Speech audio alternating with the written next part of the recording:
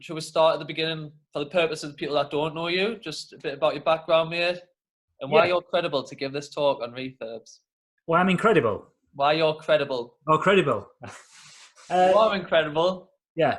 Tell them why you're credible. Yeah, so I was 14 years in the military as a royal engineer, where I trained as a bricklayer by trade. That was my trade background. But you do have brickies in the army, believe it or not. And I'd done that.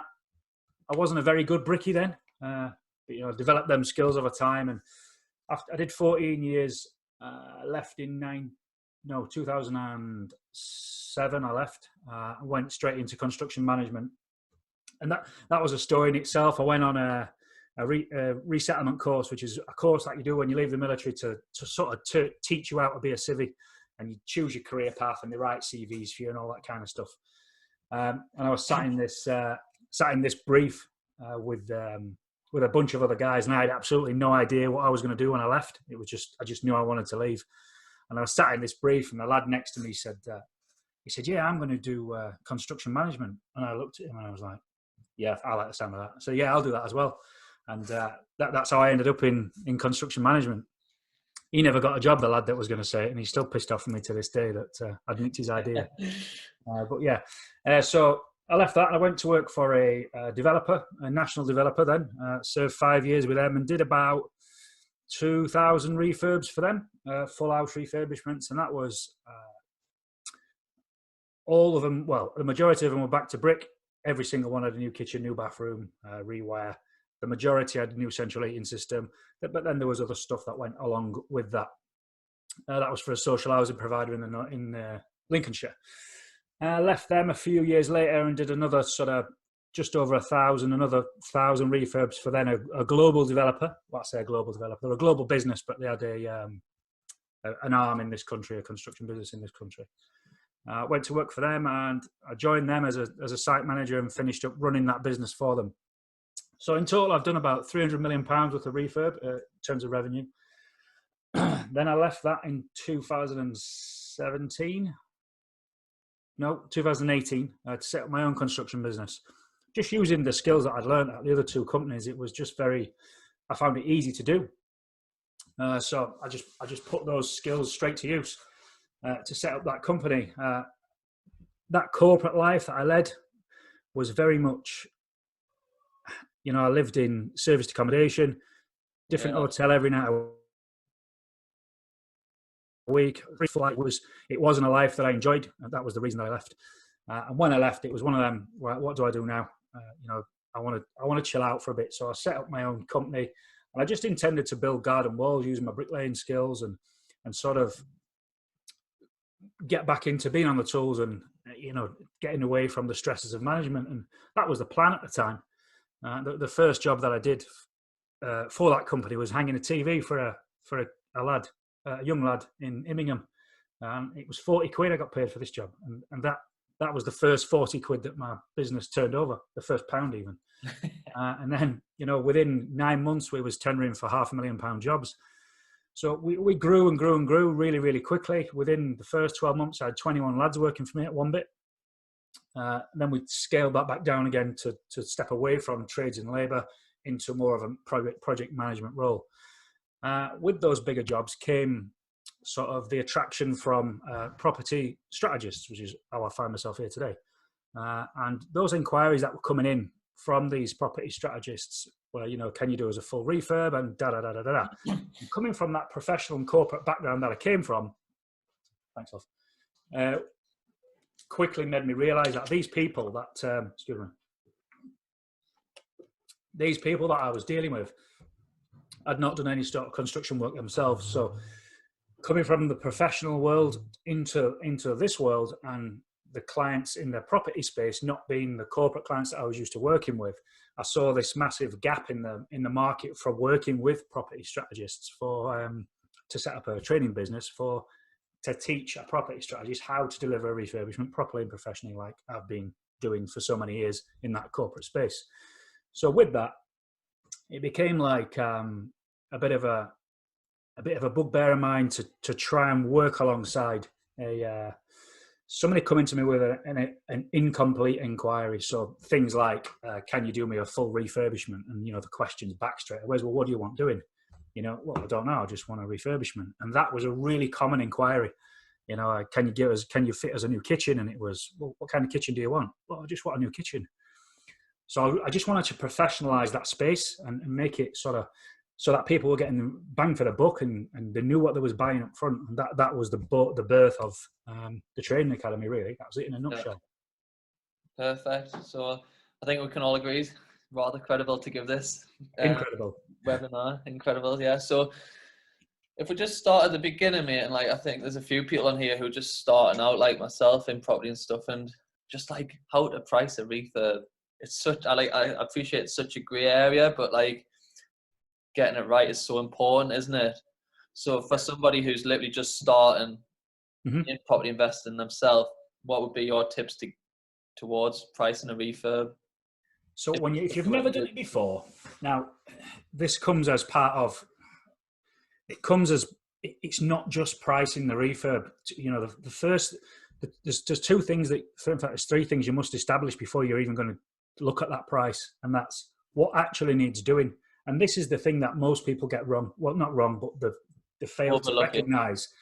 So when you go and do that property view and you go and do that survey, you're going to go into the property and you'll start making notes, and it might be, a lot of people don't know what they're actually looking at, what it is that needs pricing. It's not enough to say, can you price me up a refurb? You know,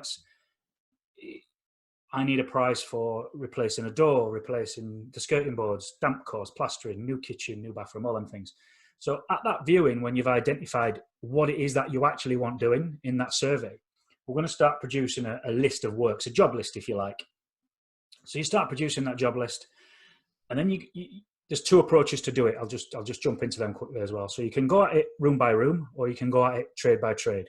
Now, with them just starting out, I would definitely recommend you did room by room. It's just more manageable. You won't get that overwhelm. It'll just be, you can walk into a room and every room has 4 walls, a ceiling and a floor. They're the things that you look at. And generally, if you're looking at something that needs work doing to it, then that goes on the list. So we walk into a room, the door's shagged, the ceiling's brown, and there's some cracked floorboards and the plaster's hanging off. They're the things that we're writing down. So there's the things that need to be done within that room. We'll just deal with one room.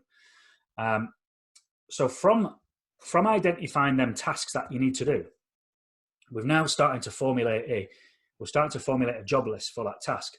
Now, the other things that we need to consider alongside of that is a program and a specification. So what the program is the period in which that refurb is going to take. So if that refurb is going to take you, let's say 4 or 5 weeks, we'll say 5 weeks, just to do that one room, we'll say 5 weeks that it's going to take to do that work. Now, you must understand what your running costs are for those 5 weeks. Now, this is the number that everybody seems to ignore and doesn't include. So your running costs, your overhead, your prelim cost is going to be your own time, your own wages. You've got to pay yourself out of doing this project, or it's not worth doing, is it? So we've got our own time. You've got insurances that you've got on the building, insurances on your business, insurance on any vans that you've got on the road or any cars that you've got on the road that are solely there for that purpose to go and visit that property. You've got fuel that's going to and from when you're making your site visits. You've got council tax that you're incurring on that project as it rolls on. You've got any hired in equipment, so any scaffold or any welfare units that you may have on there. All of that hired in stuff, that all forms part of your running costs. You've got meter charges, so there'll be a standing charge on your electric meter, gas meter, water meter. All them things are forming part of a cost.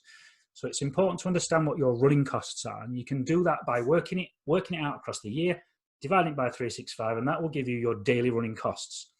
So if you're doing a 5-week project that has got, let's say, I don't know, a 20 grand spend, you've then got to put over the top of that your overhead. So that calculation that you've just worked out per day is then 30 days. Yeah, do you see that? Yeah. So that goes over the top of your bill cost. And when that's over the top and you've written your program, if that program then kicks out, you can know and understand how much it costs you to run over per day. So you know that if your project is running 5 days behind, it's cost you 5 days of extra overhead because it's not been finished on time. Yeah. Yep.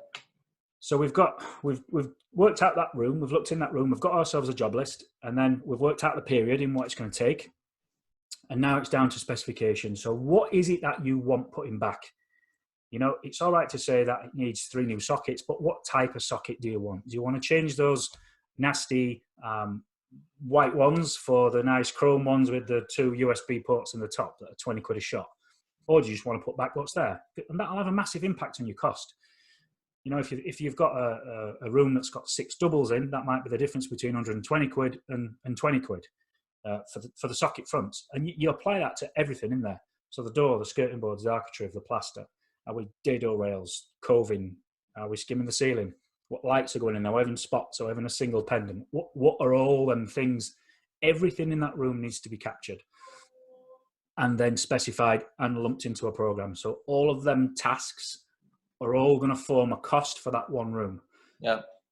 So then once we've got all that information, it's then about pricing up what it is that we're doing. So I would say to for a layman to go at this, if you've not done it before, I would just break it down into labor and materials. Yeah. So let's say that let's think of a quick analogy: a door, replacing a door. So specification to one side and program to one side for a moment. If we're going to replace a door, we all know how much the internal door is that we want to fit, and if we don't, it's picking up the phone time. Hello, Mr. Howdens, can you tell me how much it's going to be for a 2'6", 6'6", 6-panel internal door? And they're going to say 30 quid or whatever that is. This is where your specification comes in now, because you're now pricing up this 30 quid door. If that's the 30 quid door that you specified, you must tell your builder that that's the door you specified, yeah?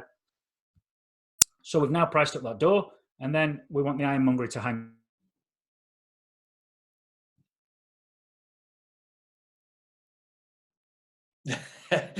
I think it's Paul's Wi-Fi. I can see everyone looking confused. Is it ironic the last word he said was hang?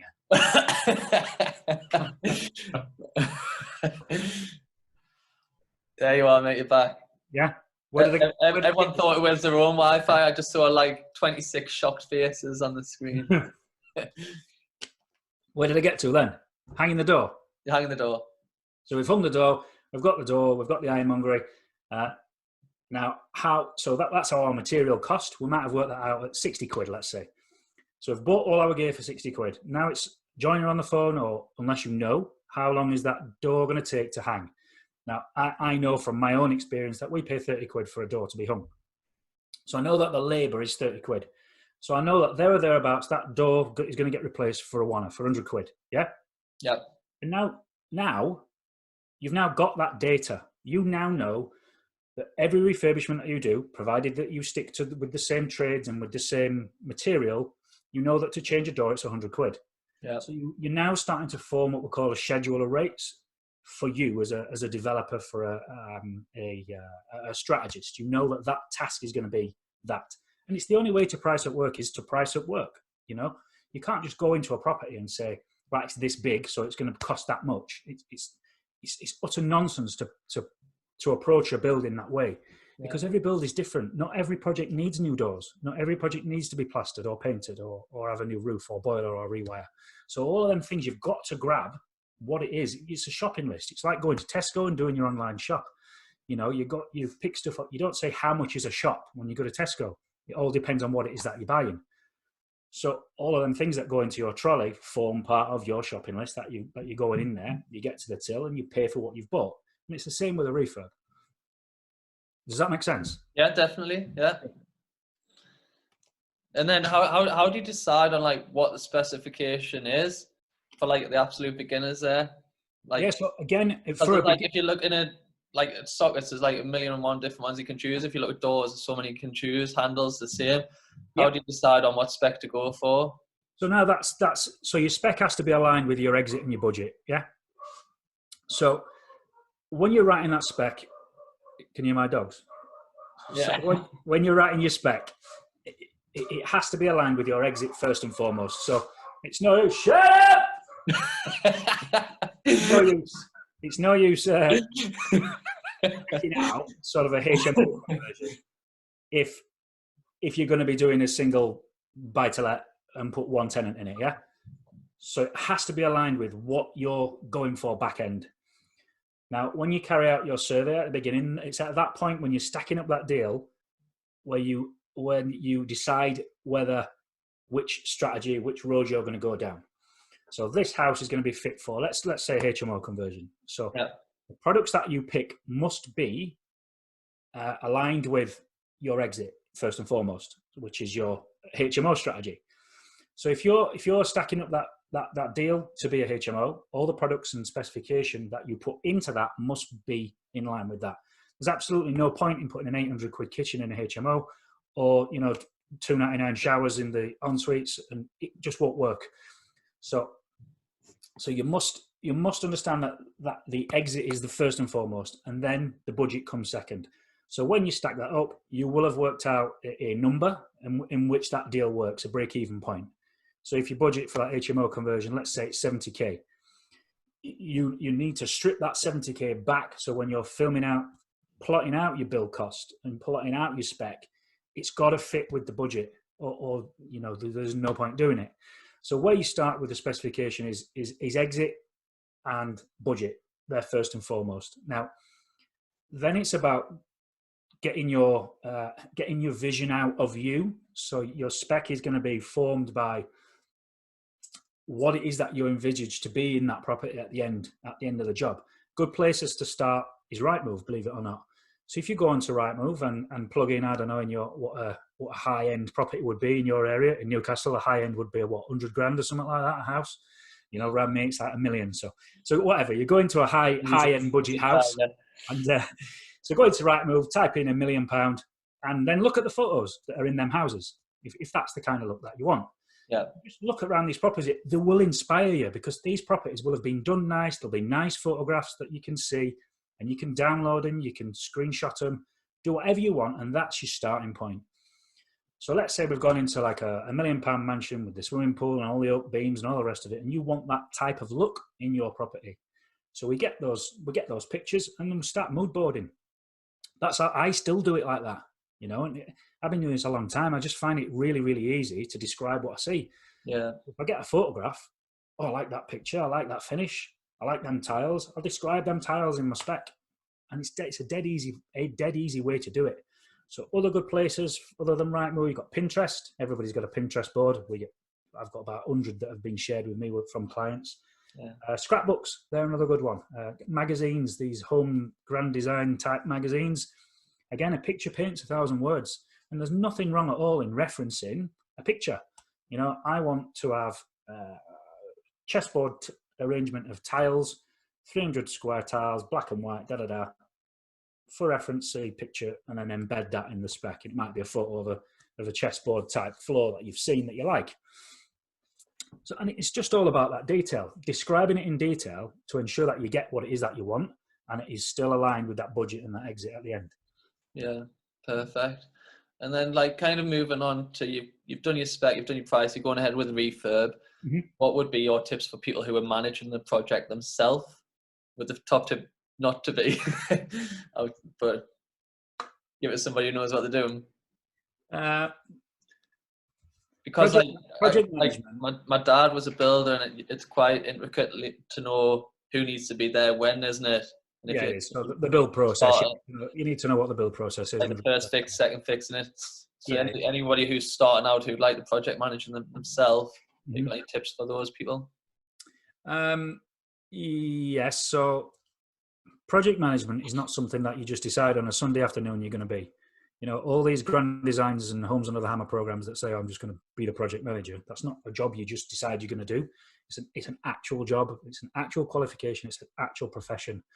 Now, if you're not trained with the suitable skills, knowledge, and experience or competence in order to do that, then I would say don't do it. It's like being I won't say a brain surgeon, but you're not going to go into any other profession without some sort of training. There's a massive difference between project managing and having a refurb where we're just going to pick up the phone and say, yeah, mate, can you do me this? That's two totally different worlds. Now, what we do in the academy is show you an effective, efficient process to deliver a refurb. I'm quite confident in saying that I could do, if we said a 3-bed semi, ex-council semi, I can show you a process that will be able to deliver any refurb in that property in 30 days, assuming you've got the time to plan it properly and schedule everything out properly.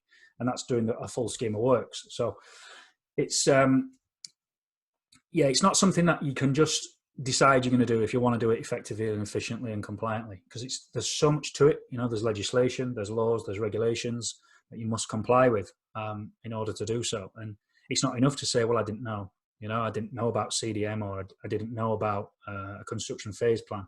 I didn't know I needed an asbestos survey. All them things, you as a project manager role, you have to know them things. It's part of the role. Yeah, no, I totally get that, mate.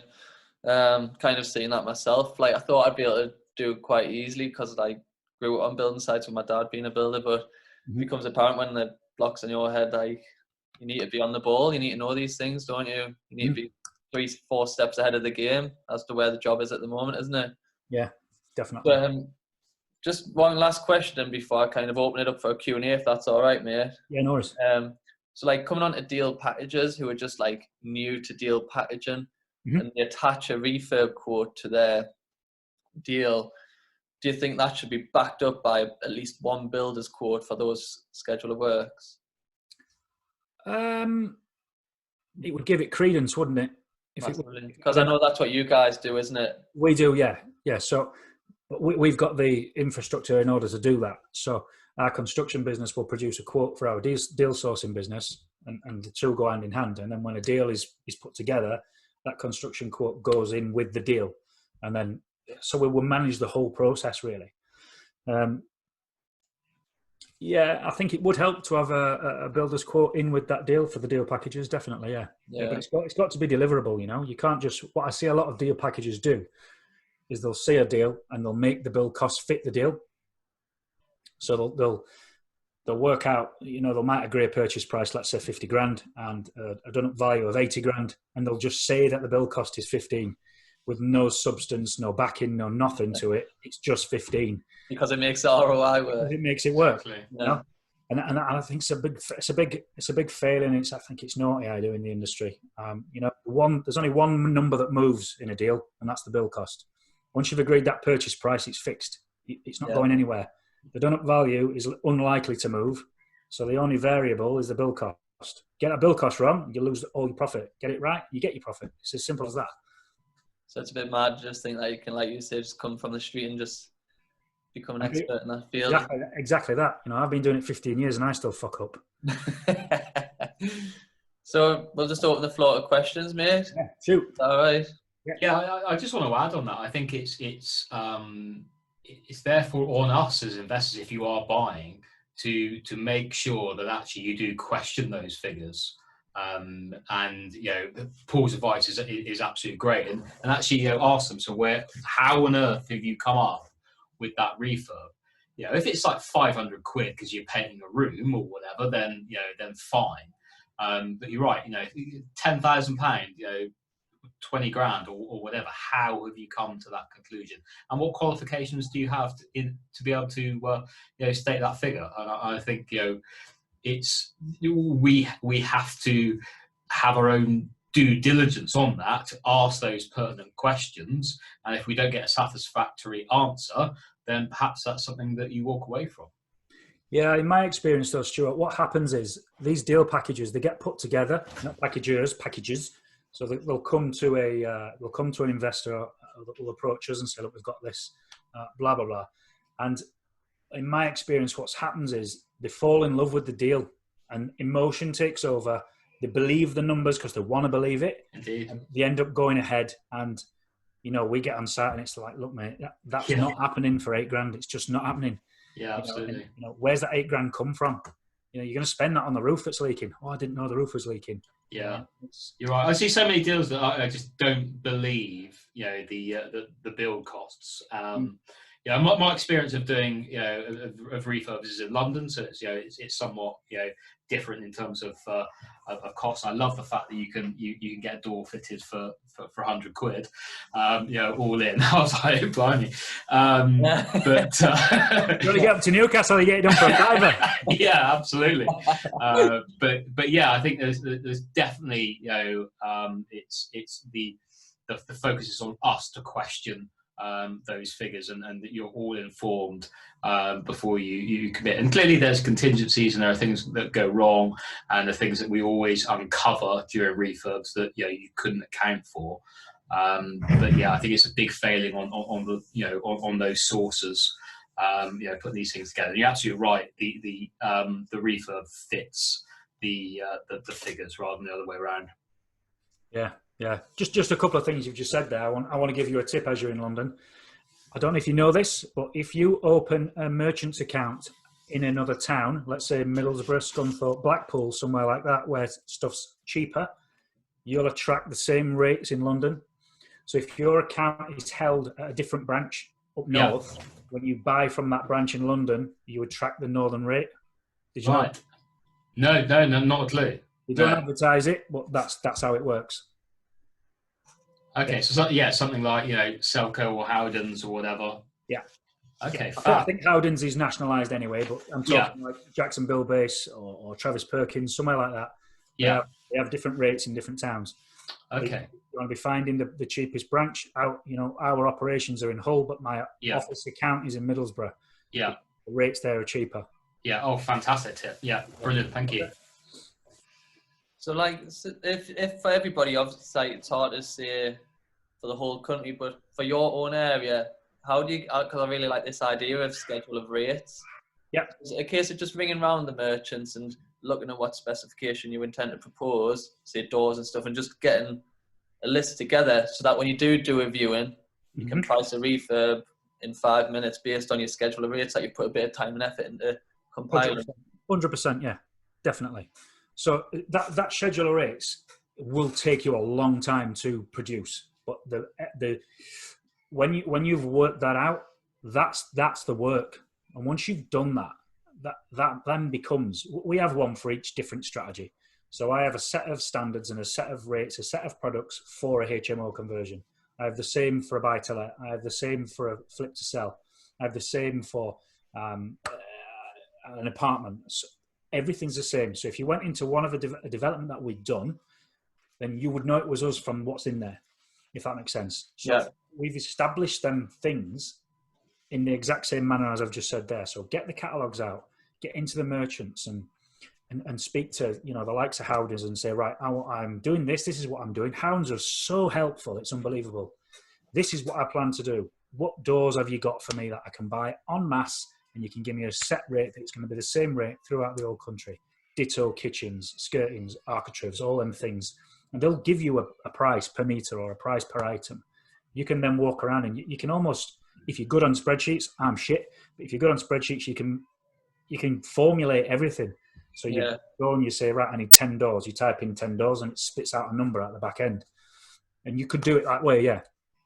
I think that's definitely something I'll do for the Northeast when I move back up, when I finally tear myself away from Rich. Do you know, going into HMOs, mate, from your experience, do you think it's pretty important to make sure that each room's got an ensuite? I would say that's more of a property strategy question rather than a construction one. So do I think it's important to have an ensuite? Well, for me personally, would I stay in a hotel that didn't have an ensuite room? No, I wouldn't. I'm used to it from being in the military, but I used to have a block of 20 rooms with one shitter at the end of the corridor that, there'd be somebody asleep in on a Friday and Saturday night. But that aside, it's, I don't know. It's not something that I would stay in, but others, I don't know. I guess it's an area in demand. You shot me on the spot with that question there. I've got a question from Zach, mate, saying, what are your thoughts on the different kitchens, B&Q v Howdens v Bespoke, or do you stay loyal to Howdens? I stay loyal to Howdens personally, and that's only because I've built up a great relationship with them, and we've built up a great rate. So, I know I can buy a kitchen from Howden's cheaper than what LMPG can.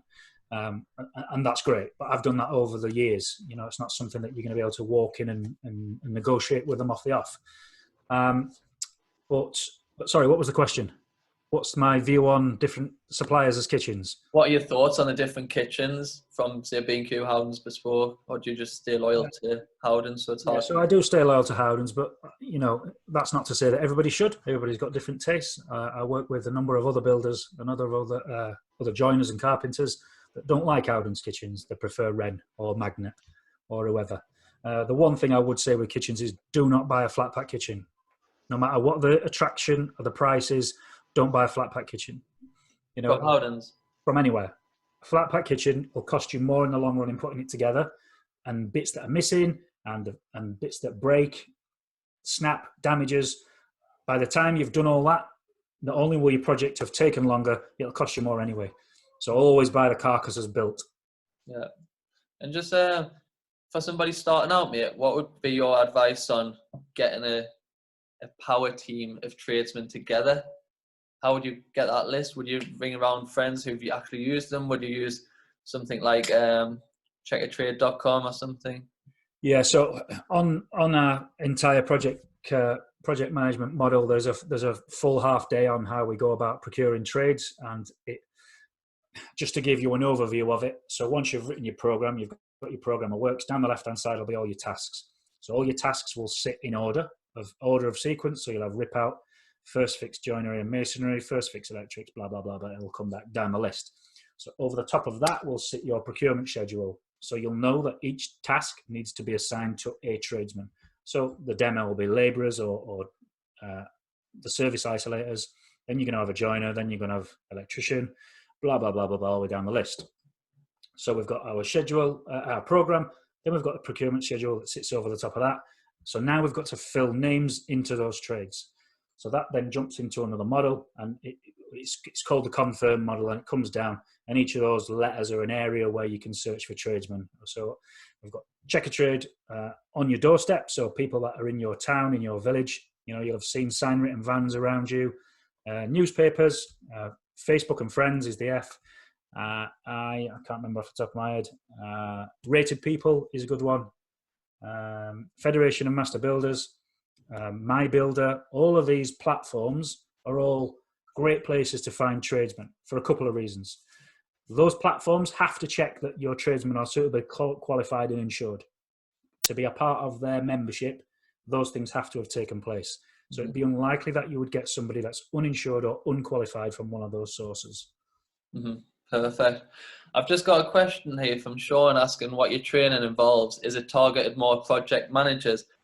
But you've got quite a few different packages, haven't you, mate? And I know I'm mega keen to do your mastermind one, because although I'm with Rich and Andy, they're very hands-off when it comes to build, because they've just got builders they've trusted over the years that they've now got a really good relationship with. But it's something I'm mega keen to get into. So do you want to just quickly tell everyone about the different packages you offer? To be honest, no, I'd rather this be give and not sell. So if you want to hear about the packages, we've got a webinar running on Friday, which you can find on the website. All the information's on the website. All information for all the courses are all on there, and that's www.constructiontrainingacademy.com. I don't want anybody to sit here listening to me. No, telling shit. But you've got a Facebook group as well, haven't you?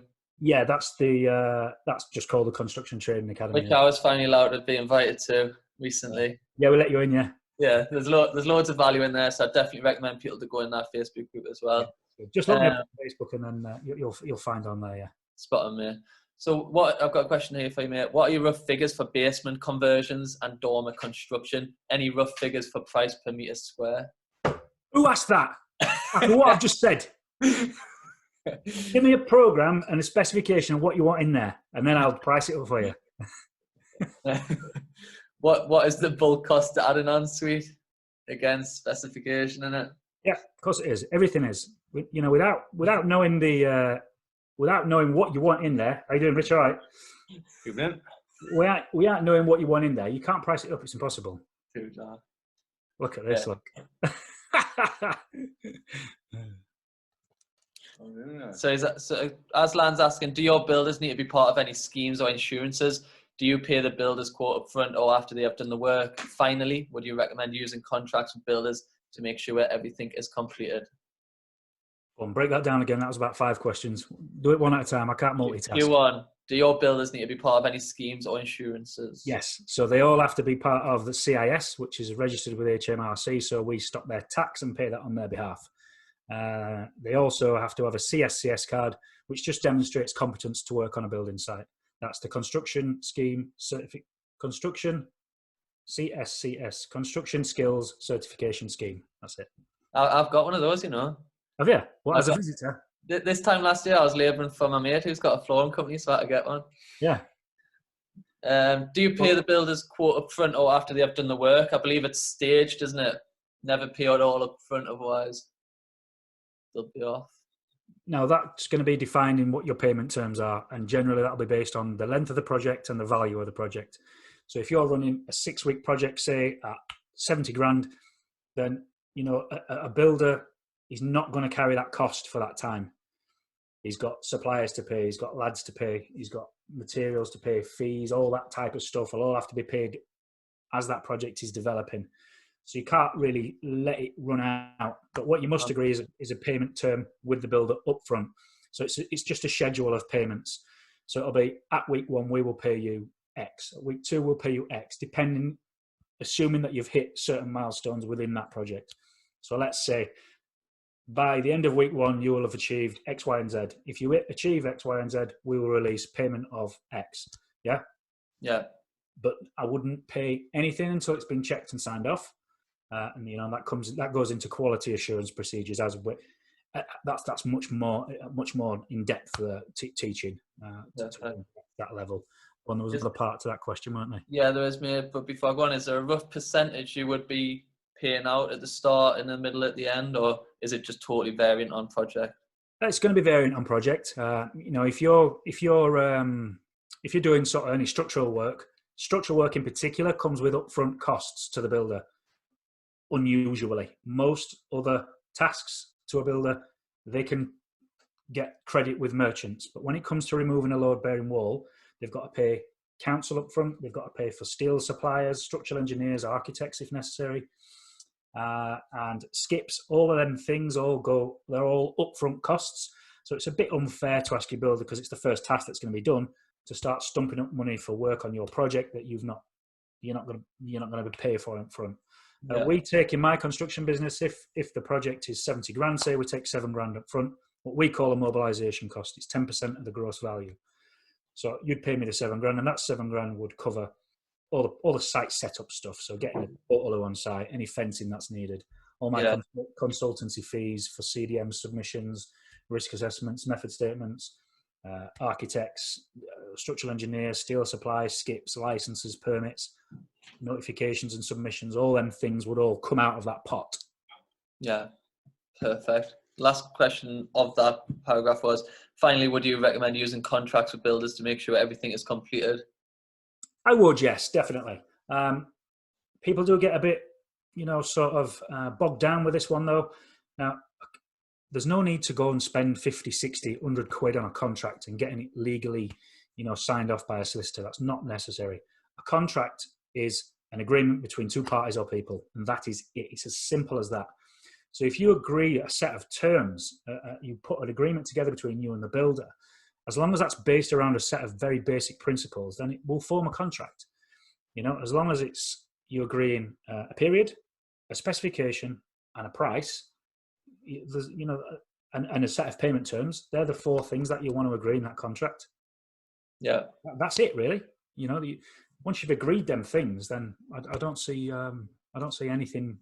any other need to do anything other than. Yeah. I would definitely get a contract. Yeah, a contract is a point of reference in the event of. So if something goes wrong, or there's an extra or something like that, you can refer back to it and say, look, we agreed this, mate. And no, we didn't. Oh, yeah, we did. It's there in writing. If you've got a contract to reference, you've got a point of reference to go back to be able to. You're just administering and executing a contract rather than having a relationship and falling out. If you take the contract away, it's an argument, isn't it? But if you've got a contract in place based around them basic principles, you've got a point of reference to say, yeah, look, yeah, this is what it said. And then it's, oh yeah, okay, yeah, and it's paid, isn't it? Yeah. Without that contract, it's a row, it's an argument, it's falling out, it's it's shit you don't need in your world. No, get you. Perfect. Mr. Thomas is asking, what are your thoughts on Dearit VP work? What's my thoughts on Dearit? I'd love to be on Dearit every day. I mean, it's more. It's clearly for smaller jobs, or if you're coordinating, trades yourself. Clearly, if you're contracting that out to a build team, then you're looking at a potentially fixed cost or whatever. But if you've got a chippy, for example, who's coming in and it's 3 or 4 days work. What's your kind of take on pricing that up? Per door, per meter of skirting board, or 3 days day rate. Yeah, I see what you're asking. So that's not technically day rate what you're asking there. So a day rate is generally when you get somebody in who works for a day with no sort of guidance or he'll have a job list, but there's no pressure or period in which to do it in. So he's naturally going to take longer because he's going to get more money. I think what you're referring to is you're pricing up a task based on a period of time. So yes, Mr. Joyner, how long is this going to take you? Oh, it's going to take me 3 days. That's not really day rate as long as it's done in the 3 days.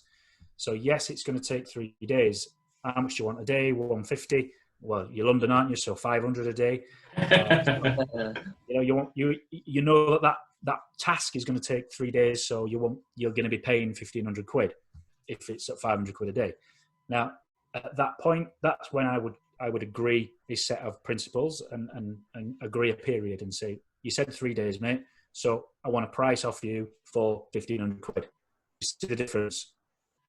So day rate should only be really used for snagging and unknown work. That's it.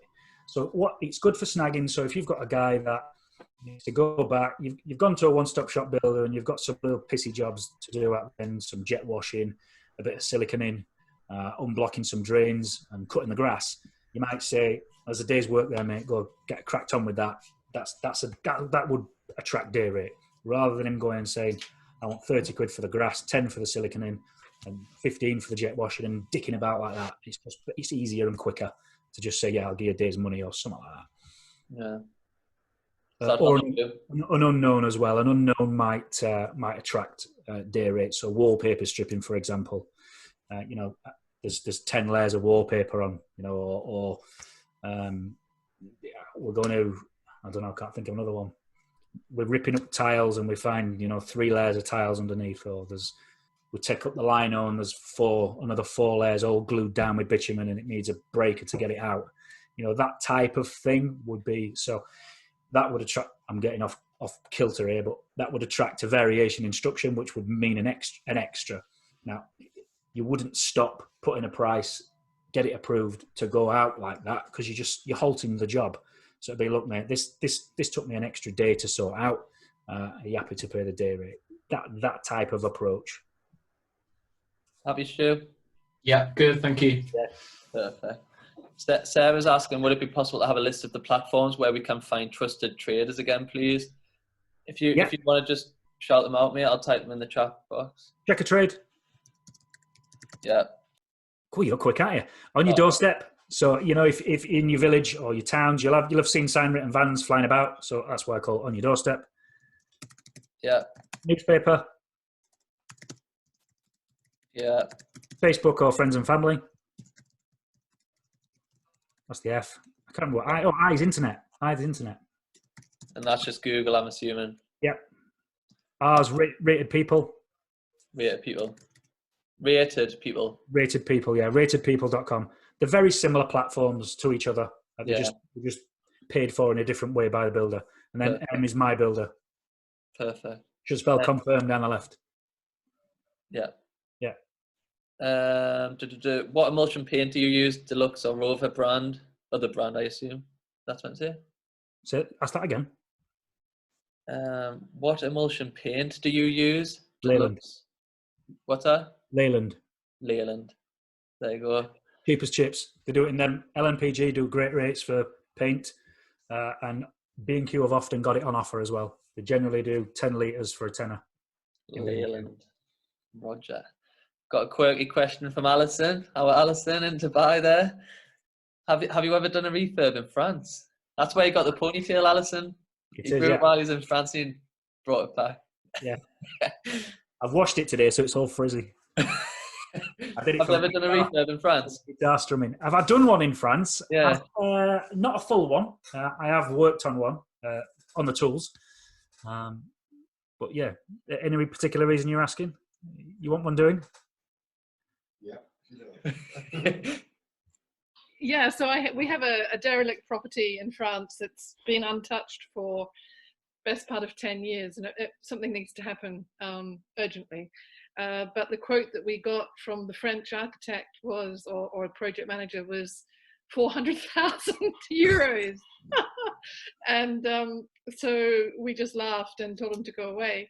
I know a guy that he's just converted a cowshed into a residential property. I'm not 100% sure where it is in France, but I'll ask him, and if it's anywhere near you, I'll just take your name down. I'll hook him up with you and see how he approached his. He's a great guy. He's been doing it for 20 years though. So. Oh, okay. Okay, yeah. Great. Thank you. Perfect. Well, if there's no more questions, I'll let you get on with your evening, Paul. And thank you very much for coming on. No worries. I'll get my guitar back out now and see if I can get the feeling back in my fingers. But honestly, like, I met Paul a few weeks ago for the first time, and I started following his stuff, and all the stuff he puts out there is just sheer content. He's somebody who's massively credible. He's actually on the ground doing it every single day himself, which I always like. And like I said, I'm definitely thinking of coming on and doing your training, mate, in your mastermind. Just buying you as a person, really, mate. So yeah, I definitely recommend you go on his Facebook group, get into his webinar. Sorry, mate, I've just got one last thing here from Josh. Sorry, Josh, I missed that, mate. Paul, I'm guessing you no longer need to add contingency to your refurbs, but do you recommend adding 10 or 15% when you're first pricing up? I'm glad somebody's asked me that, because it's one of my favourite questions. The very first one-day event that I did, that was the first question that I got, and I went on a fucking right old rant. Now, contingency. Tell me what contingency allows for and what it includes. Nothing. So it's an empty number. It's based on nothing. It's worse than the square metre rate. So if you're saying, I'm going to do a refurb, and that refurb is going to cost me 30 grand, 40 grand, 50 grand, and we're going to add a 5, 10, 20, 30, 50% contingency, what is that contingency based on? It's based on nothing. It's just a number that's gone like that, based on nothing other than a percentage of the spend. So it doesn't mean anything. And the reason I don't put them in as a builder is because if I priced up Paul for a refurb, and let's say we did a 20k refurb, and I added in a 2k contingency on his behalf, if we come across a nasty, Paul's going to believe that I've included for that, and he's going to get really shitty when I say, Paul, I need another 4 grand, and he'll be thinking, hang on, you've put contingency in for this, I'm not giving you another 4 grand. I just wouldn't put it in at all. I'd forget it. If you come across something that's extra, then you've got to manage that extra. There's no use having this pot of shit over here that it's just not based on anything. It's got to either come out of your profit or out of your spec, one or the other. So for example, this actually happened on a development of ours. We went and did a full refurbishment, and the guy that we did the refurbishment for, he had a fixed price, 31,000, I think it was from memory. And we took up the carpets upstairs, and all the floorboards and all the joists were all rotten, so they all had to be replaced. Now, that extra came in at 3.5 grand or something like that. Now, that was going to take his numbers up beyond past his break-even point. So he had to make a decision. And it was either he came to us and said, look, what can I do? What can I do here? So what we did is we value engineered a solution out for him, and we stripped out value from other parts of the build. So he was about to fit a 6k kitchen, but what we did was we stripped 4 grand's worth of quality, 2 grand's worth of quality out of that kitchen, and he got a 4 grand kitchen. But he made a 2k saving, which went part toward paying for that floor. We did the same with the bathroom, and we didn't tile the splashback in the kitchen. So rather than have a contingency, I would have that skill and knowledge, which is why it's good for you to price up your products and not let your builder do it when you write your spec. And you can then strip out stuff to pay for the unknowns, for the unforeseens. Now, I mean, let's be honest, there aren't many things that are going to go unforeseen unless it's covered up. If you know, you are going to miss things, yes, but unforeseens, there aren't that many. You know, you've got maybe, you may miss a roof, but it will be apparent if you properly look for it. The things that you're going to miss that will be unforeseen could be asbestos removal, rotten floors, leaking, anything leaking that's done any substrate damage. They're the kind of things that are going to bite you in the ass. I wouldn't use a contingency pay for those things for them reasons. Does that answer the question? I believe so. It also gives an additional target for a potentially unscrupulous builder, doesn't it? In the sense that you say, okay, so it's 30 grand. He knows that you got, you know, you put a contingency of 15% in. Well, there we go. It's going to come in at 35,500. Yep. An unscrupulous builder will try his damnedest to spend that contingency. Absolutely. 100%. Perfect. Cheers, mate. And then Leanne's asking, your next webinar, is that Thursday? Friday it is. It is Friday at, should know that, shouldn't I? Really? 10 o'clock. Friday at 10 o'clock. Right at 10, yeah. If you go on the website, at the top of the thing, there's a thing. If you're on a phone, it comes up vertically in the centre. Click webinar and register, and you'll take it from there. And Sylvester said something, but I think you might be taking the mick here. I bet he is. I will be. So just last question, what about square metres rate? You know better, Sylvester. Perfect. Well, I believe that's everything, mate. Thanks again for your time. Yeah, no bother at all. Everyone happy? Yeah, brilliant. Thanks a lot. No worries. Perfect. No worries. Have a great evening, everyone. And you. Peak performance, I'll see you at 7:30. Everybody else, we'll see you tomorrow with some more content. Paul, mate, thanks again. Have a great evening, okay? See you, mate. Catch you later. See you later, mate. Yeah, bye-bye. Thanks, Paul. See you later. Bye.